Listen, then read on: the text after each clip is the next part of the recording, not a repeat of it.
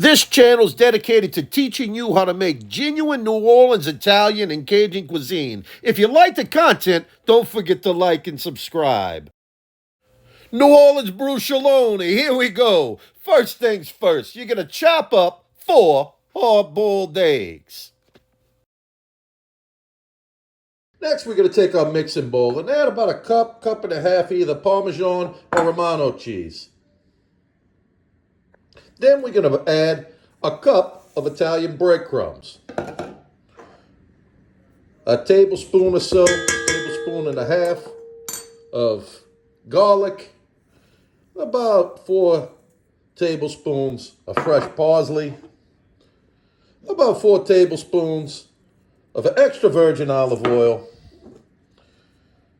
and 2 eggs.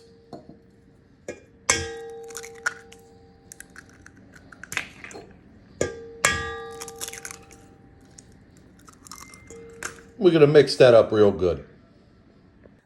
But before we do, we're going to add 3/4 of a cup of provolone and the eggs we just chopped up. Next thing we want to get for this bruschelloni is some extra thin cut bottom round roast. Extra thin cut. You're going to coat both sides with olive oil and then give them a generous coating of salt and pepper. Not so generously, it looks like your Uncle Louie was trying to cover a body with sodium hydroxide, but you want to put a good amount of salt and pepper on there. Now, after we got it all good and seasoned like that, we want to add some good old ham. I love Gisesi's ham. Gisesi's is a New Orleans staple. So if you're not using Gisesi's ham, you're missing out. But any old ham will really do. After you put the ham, you want to layer it with a little layer of prosciutto. This is good, real Italian prosciutto. Once the prosciutto's on, we're going to take that good, beautiful concoction that we mixed up. And we're going to layer that right on top. Just like so.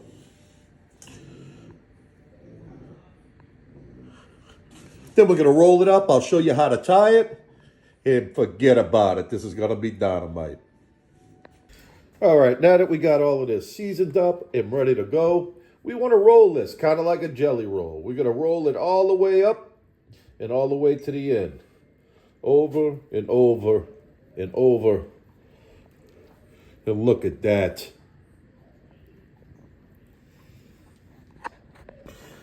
Now, if you get them all rolled up, you're going to want to tie them up.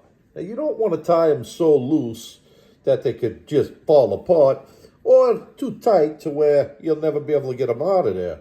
You want it to be somewhere between where your girlfriend likes to be tied up and what your Uncle Vinny did to that dirty rat that was lying about him. Now it's starting to get good. We're going to heat up some good old Italian olive oil and brown these beautiful bruschellonis.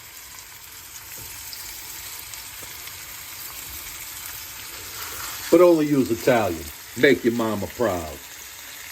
At this time, you want to go ahead and set your oven to 350.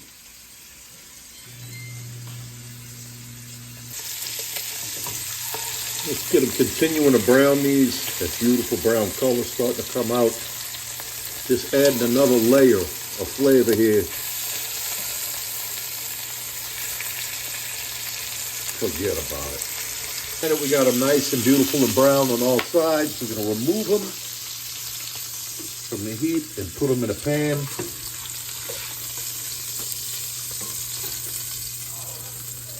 And take that pot off the heat, that good sticky stuff. We're going to show you what to do with that later. All right, now that we got all of the bruschelloni nice and brown, we got all this beautiful stuff on the bottom of the pan. You don't want to throw that away. We're going to dump a little wine in there. And that's going to help us to scrape all of that slop up there. And you don't want to miss what we do with this. We're going to take all of this and cook it down. Then we're going to add that to that beautiful pot of red gravy right over there.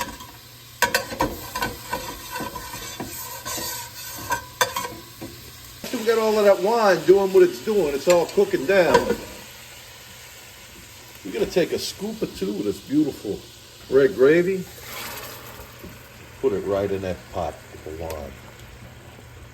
Ay, ay, ay. Mamma mia, this is going to be fantastic. Make it 3. 1 done. Now that we've taken red gravy and we've added it to that vino and we've let that come together for a little while, we mixed it with our wooden spoon. Mama's so proud. We're going to take this, here's the kicker, and pour it over the Brucciloni. Hey, look at that, don't you?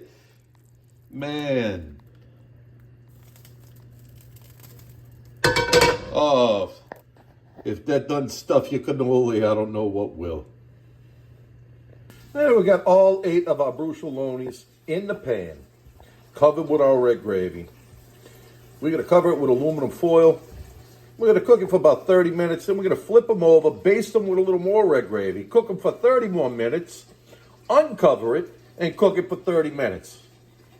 So it's all together, for those that's bad at math, that's an hour and a half. Now we got that beautiful Brucciloni cut, served up, the pasta, the red gravy, perfectly al dente. Fantastic. Get a load of that.